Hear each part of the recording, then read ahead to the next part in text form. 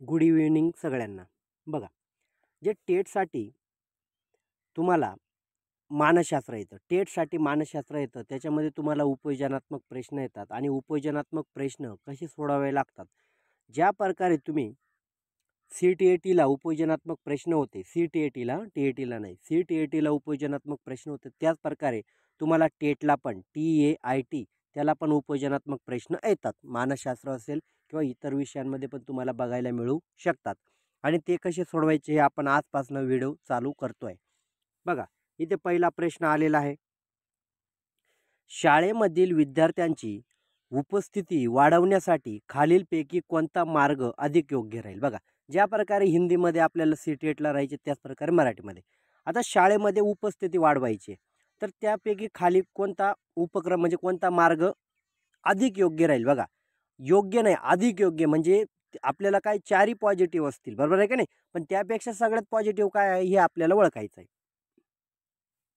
पहिलं काय म्हटलेलं आहे? शाळेत येणाऱ्या विद्यार्थ्याला प्रति दिवस 10 रुपये देणे. आता काही काय म्हणतील आपल्यापैकी, हो चांगलं आहे, कारण 10 रुपये घेतले तर तो विद्यार्थी काय येईल? शाळेत येईल. पण हा जर ऑप्शन जर बघितलं, नीट जर विचार केला आणि समजा आपण 10 रुपये देणे बंद केलं, तो येईल का? अजिबात नाही. म्हणजे काय होईल? हा निगेटिव्ह झाला, बरोबर आहे की नाही? ब ब काय म्हटलंय? मुलांना घरामधून शाळेत आणण्यासाठी एका व्यक्तीची नेमणूक करणे. बघा, आता मुलांना घरामधून शाळेत आणण्यासाठी एका व्यक्तीची नेमणूक करणे. आता प्रत्येक विद्यार्थ्याला स्वतःहून शाळेत आला पाहिजे तो, बरोबर आहे का नाही? स्पष्टीकरण लक्ष द्या. CTETला पण तुम्ही स्पष्टीकरण खूप जणांनी समजून घेतलं आणि त्याच्यामुळे पण तुमचा गोंधळ झाला आणि टाईम मॅनेजमेंटमुळे पण तुमचा टाईम मॅनेजमेंट, स्पष्टीकरण आणि प्रश्न समजून घेणे याच्यावर भर द्यावा लागतो. आता मुलांना शाळेत म्हणजे घरातून आणण्यासाठी एका व्यक्तीची नेमणूक करणे. आता म्हणजे आता बघा, आपल्या वेळेस होतं का एखादा माणूस ते म्हणजे इंग्लिश मिडियम वगैरे जे शाळेचे बस ते विद्यार्थी म्हणजे ते स्वतः जातात का? म्हणजे तो माणूस आला म्हणून त्याच्याबरोबर जाणार, म्हणजे रडतात त्याला उचलून घेऊन जाणं, म्हणजे असा प्रकार असा आहे का? अजिबात करता येणार नाही. काय म्हटलंय? शाळेचा भौतिक परिसर सुंदर व आनंदमय अध्यापनासाठी प्रयत्न करणे. बघा, हा थोडा पॉझिटिव्ह वाटतोय. शाळेत उपस्थिती विद्यार्थ्यांचे पटावरील नाव कमी करणे. अनुपस्थित म्हणजे शाळेमध्ये जो विद्यार्थी येणार नाही त्याचं नाव कमी करणं. आपण म्हणतो ना, तू शाळेत आला तर बरा, नाही तर तुझं नाव कमी करून टाकू. म्हणजे हा पण उपक्रम योग्य आहे का? अजिबात नाही. पण हा उपक्रम का योग्य वाटतोय?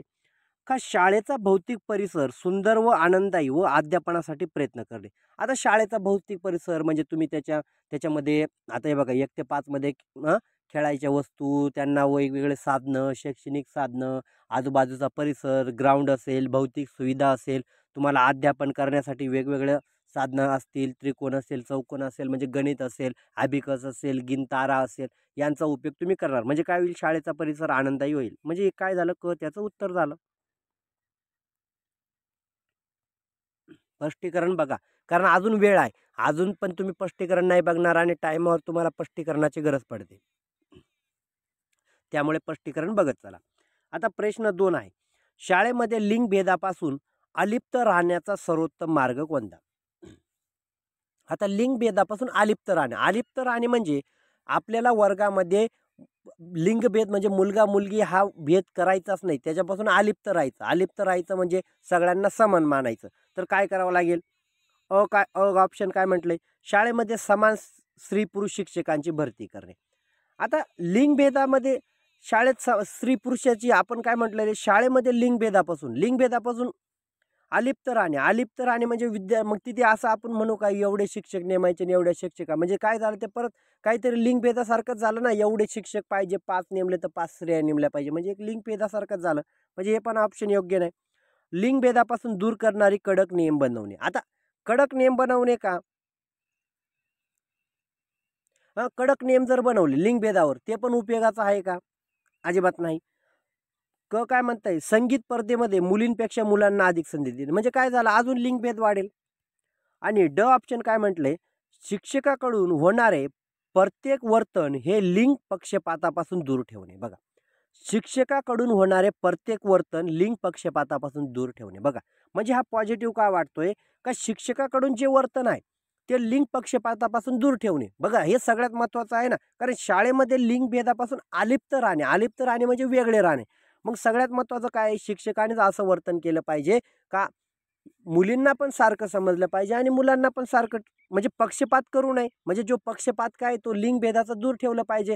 नाहीतर मग मुली खूप हुशार असतात, मी त्यांना चांगलं मार्गदर्शन करतो, किंवा मुलं खूप हुशार असतात त्यांना मार्गदर्शन चांगलं करतो. म्हणजे लिंगभेद आणि पक्षपात होईल असं काही तुम्ही वर्गामध्ये करायचं नाही. म्हणून लिंगभेदापासून तुम्ही काय केलं पाहिजे, अलिप्त राहण्याचा सगळ्यात महत्त्वाचा मार्ग काय, शिक्षकाकडून होणारे प्रत्येक वर्तन लिंग पक्षपातापासून दूर ठेवणे. म्हणजे शिक्षक एखादं, आता उदाहरणार्थ खेळायचा तास आहे, मग शिक्षकाने असं म्हटलं पाहिजे का, नाही बाबा मुलींनी झाडझूड काम करा, मी मुलांना खेळायला घेऊन जातो. म्हणजे काय झालं, हे वर्तन लिंगभेदाचं होऊन जाईल. पण शिक्षकाने दोघांना घेऊन गेलं पाहिजे, नाही तुम्ही दोघं चाला आणि मैदानावर खेळा, तुम्हाला जे खेळ आवडतो. म्हणजे काय, लिंगभेदाचं वर्तन करायचं नाही.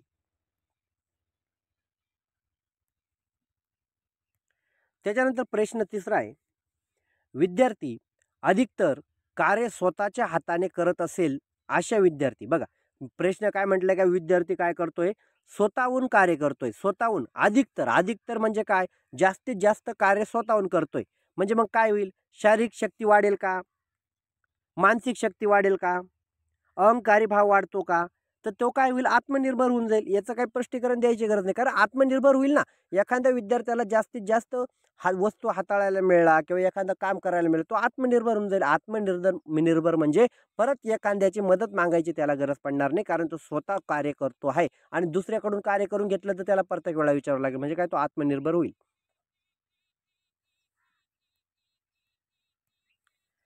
चौथा आहे, विज्ञानाचे प्रयोग करताना बऱ्याचदा मुले उपकरणे आपल्या हातात घेतात व मुलींच्या प्रयोगाच्या नोंदी घेण्यास सांगतात. मुलींना मुलींना प्रयोगाच्या नोंदी घेण्यास सांगतात. हे वर्तन कशामुळे घडते. म्हणजे काय म्हटलेले, प्रश्न चौथा काय म्हटलेला आहे, प्रश्न चौथा, कारण विज्ञानाचे प्रयोग, आता विज्ञानाचे प्रयोग काय म्हटलेले, बऱ्याचदा मुले उपकरणे हाताळतात. उपकरणे हाताळतात म्हणजे काय, का मुलं काय असेल, जे एखादा प्रयोग करत असेल तर स्वतःहून ते साधनं घेतात आणि मुलींना काय करायला लावतात, निरीक्षण करायला लावतात. मग आता निरीक्षण का करायला लावतात, ऑप्शन काय म्हटलंय, मुलांना वैज्ञानिक उपकरणे हाताळण्याची जन्मजात बुद्धी असते, मुलींकडे कमी असते. असं असतं का, अजिबात नाही. असं असतं का, मुलांकडे खूप बुद्धी असते मुलींकडे नसते, प्रयोग करायची अजिबात नाही. मुली स्वतःच्या वैज्ञानिक उपकरणे हाताळण्यास इच्छुक नसतात. म्हणजे मुलींना इच्छा नाही का, का मुलींना वाटतं आम्ही प्रयोग करू शकत नाही, आम्हाला काही गरज नाही, असं वाटतं का, अजिबात नाही. मुलींची निरीक्षण क्षमता चांगली असते. आता मग मुलींची निरीक्षण क्षमता आहे म्हणून मग त्यांना प्रयोग करू द्यायचा नाही का, प्रयोग करू द्यायचा नाही का, मुलांनी करायचं का, असं हे पण चांगलं वाटतंय का, अजिबात नाही. काय म्हणतंय, समाजात होणाऱ्या स्त्री पुरुष लिंगभेदाचा नकळतपणे मुलांच्या वर्तनावर परिणाम होतो. बघा म्हणजे काय, हे पॉझिटिव्ह आहे. पॉझिटिव्ह काय, का समाजात होणाऱ्या स्त्री पुरुष लिंगभेदाचा नकळतपणे मुलांच्या वर्तनावर परिणाम होतो. म्हणजे कसं, आता उदाहरणार्थ एखादं काहीतरी, आता बघा विज्ञानाचे प्रयोग म्हणजे काही ठिकाणी काय असेल, ज्वलंत वस्तू असतात, बरोबर आहे की नाही, मग त्याचा स्फोट होईल किंवा काय होईल. आता इलेक्ट्रिशियनचं काम, आता इलेक्ट्रिशियनचं काहीतरी असेल, काही प्रयोग असेल, तर मग सहज विद्यार्थी काय म्हणतात, नाही नाही तू कणी हे निरीक्षण कर, आम्ही करतो. म्हणजे काय, आपल्या समाजात पण असंच असतं ना, एखाद्या स्त्रीने समजा एखादा बल्ब लावायला घेतला तर मनुष्य काय म्हणतात, नको नको तू नको लावू, तुला करंट लागून जाईल. म्हणजे काय होईल, मग तो पुरुष लावतो. मग त्याच प्रकारे मुलं पण काय करतात, समाजात होणारा जो लिंगभेदाचा परिणाम होतो त्यांच्या डोक्यात येतं का, आपल्या घरी पण बघा, आपल्या आईला बल्ब लावू नाही देत, आपल्या आईला काय मोजके कामं देतात. म्हणजे तू बॅटरी धर, मग मला अंधाराचं दिसत नसेल, बरोबर आहे की नाही, मग तो बल्ब लावतो. म्हणजे काय झालं, समाजात घडणारं जे नकळतपणे लिंगभेदाचं वर्तन असतं त्याचा परिणाम कशावर होतो, मुलांवर होतो. म्हणून ते मुलं काय म्हणतात, का तुम्ही आम्ही आम्ही मुलं आहेत तर आम्ही काय करू, प्रयोग करू आणि तुम्ही निरीक्षण करा. बघा किती प्रकारे, छान प्रकारे मी तुम्हाला प्रश्नाचं उत्तर काढून दिलेलं आहे. प्रश्न जेवढा समजणार, जेवढा काळजीपूर्वक वाचला तेव्हाच तो तेवढा समजतो, काळजीपूर्वक वाचला नाही, विषय संपला. प्रश्न 5वा आहे. आता प्रश्न 5वा एवढा बारीक वाचायची पण गरज नाही.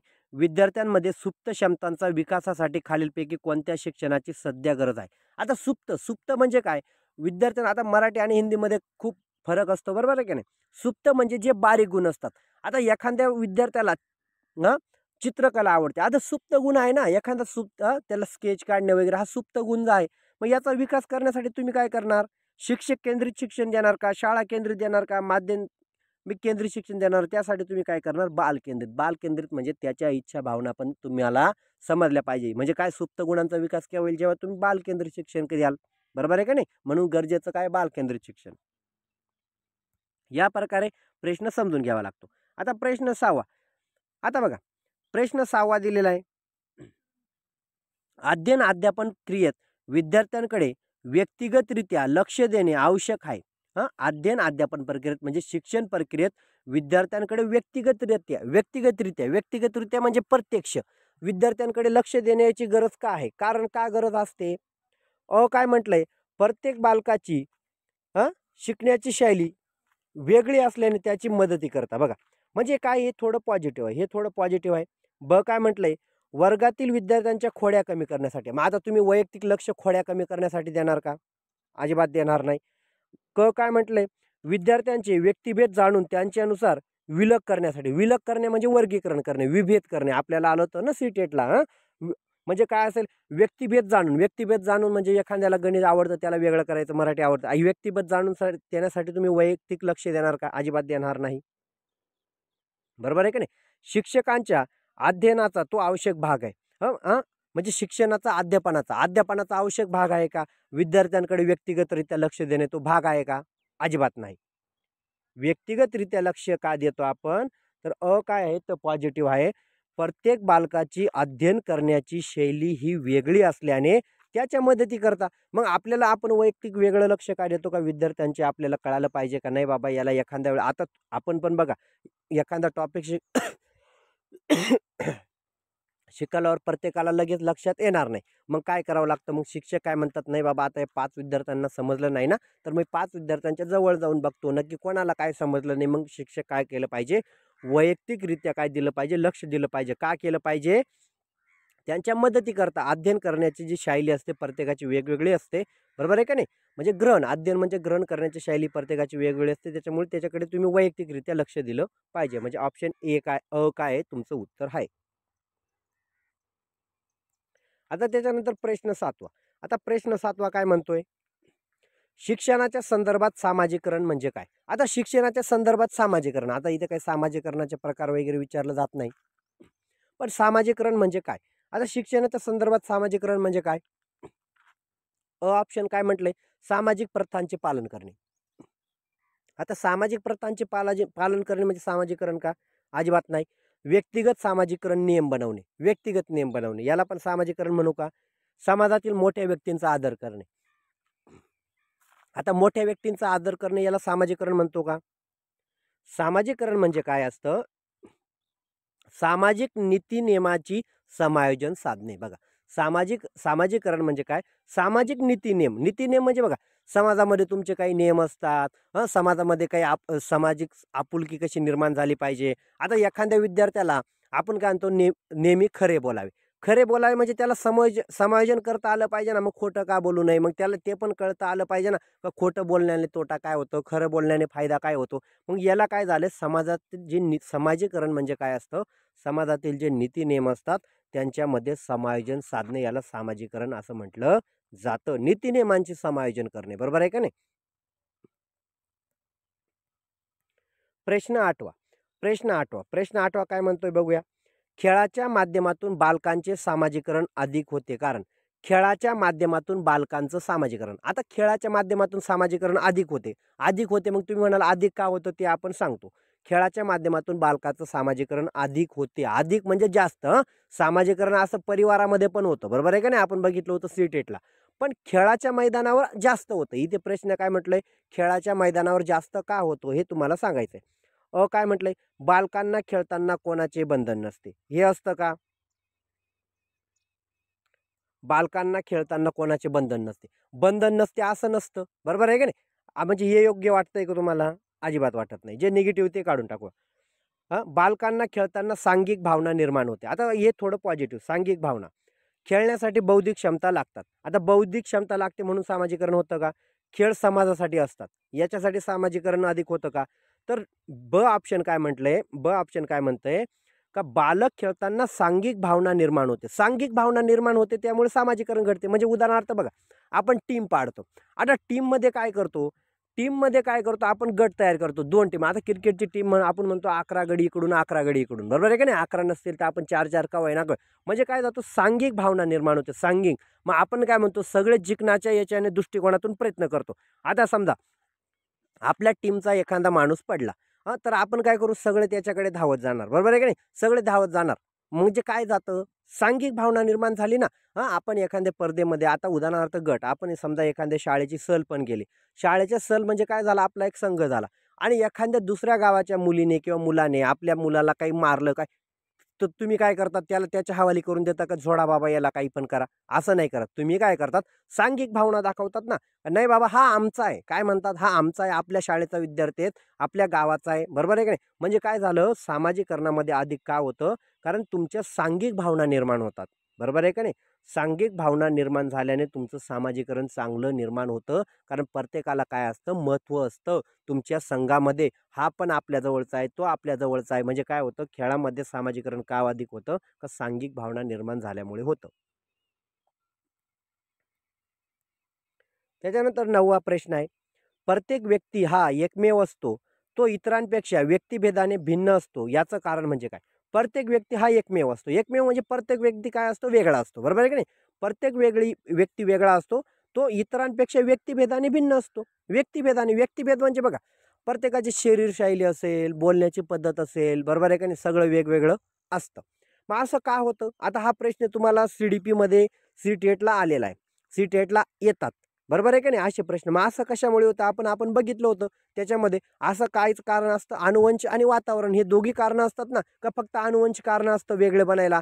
आता अमेरिकेमध्ये वेगळा माणूस आहे, तर त्याला अनुवंश पण जबाबदार आहे आणि परिसर पण जबाबदार आहे, कारण तो वेगळी भाषा बोलतो.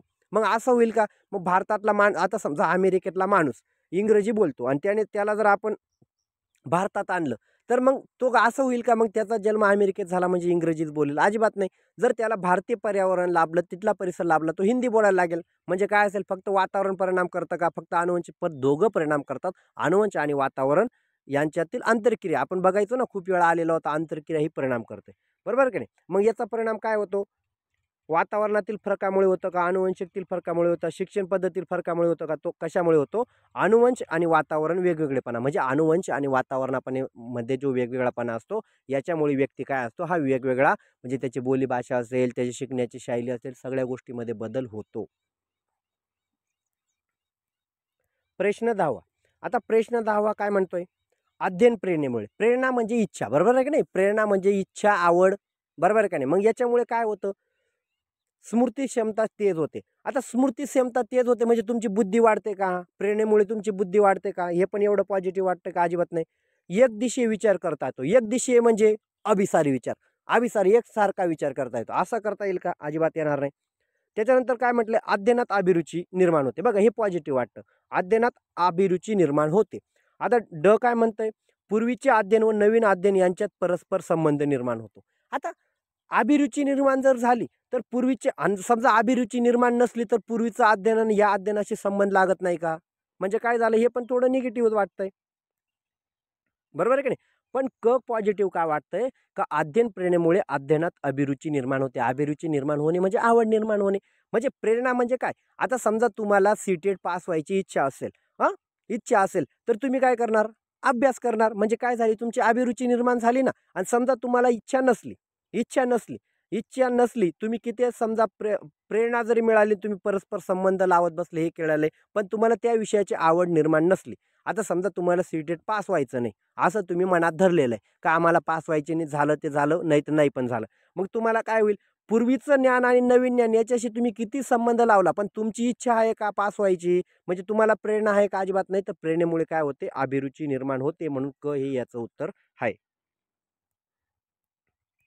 आता प्रश्न 11वा, बरोबर आहे की नाही. प्रश्न 11वा, वर्गात जे विद्यार्थी प्रश्न विचारतात त्यांना, आता वर्गात जे विद्यार्थी प्रश्न विचारतात बघा, CTET जसं असतं तसाच हा सिलेबस आहे.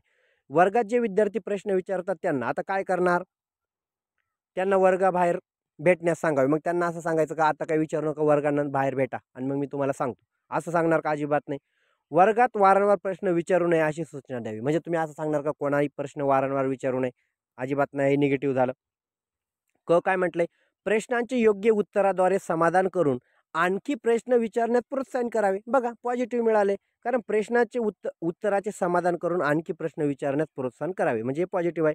ड काय म्हटलंय, ग्रंथालयात जाऊन प्रश्नाचे उत्तर शोधण्यासाठी सांगावे. म्हणजे तुम्ही त्यांना सांगाल का बाबा, मग त्यांनी जर विचारलं सर हिमालय पर्वत कुठे आहे, मग तुम्ही काय सांगायचं, एक काम करा, आपल्या लायब्ररीमध्ये जा, पुस्तकं उघडा आणि त्याच्यामध्ये तुम्ही शोधा कुठे आहे हिमालय. असं करणार का? अजिबात नाही. म्हणजे काय झालं, 3 निगेटिव्ह झाले, उत्तर आपलं मिळालं. प्रश्न 12. प्रश्न 12. विद्यार्थी तुमच्या अध्ययन प्रश्न 12. विद्यार्थी तुमच्या अध्यापनाने प्रेरित झाल्याचे मुख्य लक्षण कोणते? प्रेरित झाला म्हणजे तुम्हाला आता समजा अध्यापन करतोय आणि अध्यापन करण्याने प्रेरित झाला म्हणजे एखाद्या शिक्षकाचं शिकवणं त्याला आवडलं आणि प्रेरित झाला, त्याला इच्छा झाली का अजून मला ज्ञान मिळवायचं या शिक्षकांकडून, तर मग तो काय करेल? मग त्याचं मुख्य लक्षण काय राहील? वर्गात सर्व विद्यार्थ्यांची उपस्थिती. म्हणजे याला म्हणजे मग एखादा शिक्षक खूप छान शिकवताना मग सगळे विद्यार्थी वर्गात बसलेले आहेत म्हणजे मग तो शिक्षक चांगला आहे असं म्हणणार का? अजिबात नाही. वर्गात शांतता वातावरण, म्हणजे तो शिक्षक चांगला शिकवतो म्हणून वर्गात सगळ्यांनी शांतता ठेवा, हे पण योग्य आहे का? वर्गातील सर्व विद्यार्थी महत्त्वाचे मुद्दे लिहून घेतात. सर्व विद्यार्थी महत्त्वाचे मुद्दे लिहून घेतात म्हणजे तो शिक्षकाने प्रेरित झालेले का त्या अध्यापनाने? अजिबात नाही. तर काय झालं, विद्यार्थ्यांकडून प्रश्न विचारणा. बघा म्हणजे विद्यार्थ्यांकडून प्रेरणा निर्माण झाली म्हणजे एखाद्या शिक्षकांचे जर समजा त्यांना अध्यापन आवडलं तर मग ते प्रश्न विचारतील ना, सर मग हे ते काय, तसं का झालं, तसं का झालं, म्हणजे त्याच्यामुळे ते प्रेरित झाले ना. आणि वर्गात शांतता ठेवली किंवा सगळ्या विद्यार्थ्यांची उपस्थिती ठेवली, मुद्दे लिहून घ्यायला लावले, तर याने ते प्रेरित होतील का? पण प्रेरित झाल्याचं मुख्य लक्षण म्हणजे काय असेल का? ते विद्यार्थ्यांना तो पाठ समजला, प्रेरित झाले, म्हणून ते काय करणार, विद्यार्थ्यांकडून प्रश्न विचारणं, म्हणजे विद्यार्थी काय करतील, प्रश्न विचारतील आणि ते पाठ त्यांना चांगला समजलेला म्हणून ते काय करतील, प्रश्न विचारतील. आणि समजा समजलाच नाही तर प्रश्न विचारत बसतील का? अजिबात बसणार नाही. म्हणजे प्रेरित होण्याचा मुख्य उद्देश काय? विद्यार्थ्यांकडून प्रश्न विचारणं. आता प्रश्न 13. वर्गात अतिसक्रिय असणाऱ्या मुलांच्या बाबतीत तुम्ही काय कराल? अतिसक्रिय म्हणजे हुशार विद्यार्थी. आता वर्गामध्ये खूप सारे हुशार विद्यार्थी आहेत, मग हुशार विद्यार्थ्यांसाठी तुम्ही काय करणार? खूप हुशार विद्यार्थी आहेत, मग तुम्ही काय म्हणाल, वर्गात पहिल्या बेंचवर त्याला बसवणे. आता पहिल्या बेंचवर बसून काय, कारण तो वर्गात हुशार आहे ना, मग त्याला नुसतं पहिल्या बेंचवर बसवणार का? अजिबात नाही. वर्गाचं नेतृत्व त्याच्याकडे देणे, हे थोडं पॉझिटिव्ह. त्याचा मानसोपचार तज्ञच दाखवणे. आता मानसोपचार तज्ञाला दाखवायला तो काय म्हणजे मंदबुद्ध आहे का किंवा दृष्टीबाधित आहे का, काय आहे का? अजिबात नाही. मग तुम्ही कसं काय दाखवणार त्याला? अजिबात नाही. त्यांना पालकांना भेटणे, त्याच्या पालकांना भेटणे. आता का भेटायचं? तो जर हुशार आहे तर त्याच्या पालकांना भेटून काही उपयोग आहे का? तर त्याच्याकडे काय दिलं पाहिजे? वर्गाचं नेतृत्व दिलं पाहिजे. वर्गाचं नेतृत्व म्हणजे एखादं प्रकल्प असेल, ते असेल, मग आपण करतो ना, विषम विद्यार्थ्यांचा समूह करतो ना, मग एखादा विद्यार्थ्यांचा गट थोडा कमजोर असेल तर त्या विद्यार्थ्यांकडे काय नेतृत्व द्यायचं. आता बघा आपण पण काय करतो, आता झेडपीच्या शाळामध्ये प्रत्येक शिक्षक काय करतात का, प्रत्येकाला वया तपासणं शक्य नसतात. मग ते काय करतात, जो वर्गात म्हणजे हुशार विद्यार्थी, म्हणजे ते काय वेगळंकरण करत नाही, तर जो वर्गात हुशार विद्यार्थी असतो ना, तर त्याला काय सांगता का, आज म्हणजे तू काय कर, यांच्या वयात तपासत हे दररोज गृहपाठ करता का, म्हणजे त्याला का सांगतात? समजा एखाद्याला येत नाही, त्याला जर सांगितलं वया तपासत बेस, तो काय करेल? जाऊ द्या, नाही केलं तरी माफ, पण केलं तरी माफ. पण हा हुशार विद्यार्थी म्हणजे त्याला काय सांगतात का, हा अतिसक्रिय म्हणजे हुशार आहे. आणि हा हुशार विद्यार्थी काय करतो, त्यांच्या वयात तपासल्यामुळे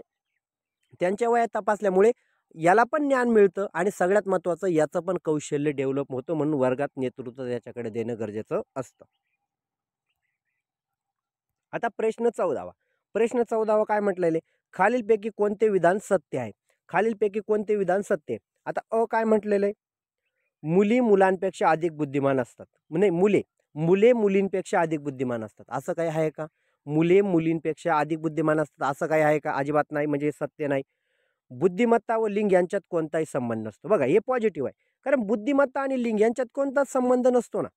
मुली या मुलांपेक्षा अधिक बुद्धिमान असतात, हे पण निगेटिव्ह. फक्त प्रौढ माणसे बुद्धिमान असतात, म्हणजे फक्त जे मोठे आहेत ना तेच बुद्धिमान असतात, असं नाही. ब ऑप्शन का पॉझिटिव्ह आहे का, बुद्धिमत्ता व लिंग यांच्यात कोणताही संबंध नाही, म्हणजे ती मुलगी आहे म्हणून हुशार राहील आणि तो मुलगा आहे म्हणून हुशार राहील, म्हणजे लिंग काय असतं, लिंग मध्ये काहीच फरक राहत नाही. कारण बुद्धिमत्ता काय असते, ही प्रत्येकाची असते, बरोबर आहे का नाही? ती मुलगी आहे म्हणून त्याला बुद्धी वेगळी आहे, म्हणजे बुद्धिमत्ता व लिंग यांच्यात कुठलाही काय असेल संबंध नसतो का मुलगा आहे म्हणून हुशार असेल किंवा मुलगी असेल म्हणून हुशार नसेल, असा काही फरक करता येत नाही. म्हणून सत्य विधान काय असतो? ऑप्शन ब. आता प्रश्न 15वा आणि शेवटचा प्रश्न. विद्यार्थी शिकत असताना त्यांच्यामध्ये काही उणिवा राहतात, त्या संबंधी योग्य विधान कोणते? बघा जसं CDPचं आपलं होतं तसंच आहे. विद्यार्थी शिकत असताना त्यांच्यामध्ये काही उणिवा राहतात, त्यांच्यामध्ये योग्य विधान कोणते? आता विद्यार्थी शिकत असताना उणिवा राहतात म्हणजे त्यांच्यामध्ये काही चुका राहतात, तर मग याच्यासाठी योग्य विधान कोणते? काय म्हटलं, विद्यार्थ्यांमध्ये अध्ययन करताना कोणतीही उणिवा राहू देऊ नये. बघा कोणती उणिवा राहू देऊ नये.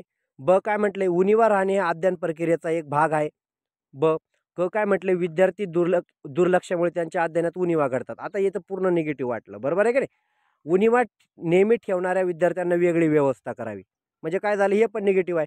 आता काय म्हटलेले, विद्यार्थ्यांना अध्ययन करताना कोणती उणिवा राहू देऊ नये. आता उणिवा राहून देऊ नये म्हणजे शिक्षकाला वाटतं का आपण एखादा टॉपिक ज्यावेळेस शिकवतो, शिक्षकाला वाटतं का यांच्यामध्ये चुका राहावा, असं वाटतं का? आता मी जरी तुम्हाला सांगतोय, मग मला असं वाटतंय का नाही बाबा तुम्हाला एखादा टॉपिक समजला नाही पाहिजे, म्हणजे उणिवा राहू देऊ नये, म्हणजे असं स्वतःहून तो शिक्षक करत नाही, म्हणजे काय, हे पण पॉझिटिव्ह नाही.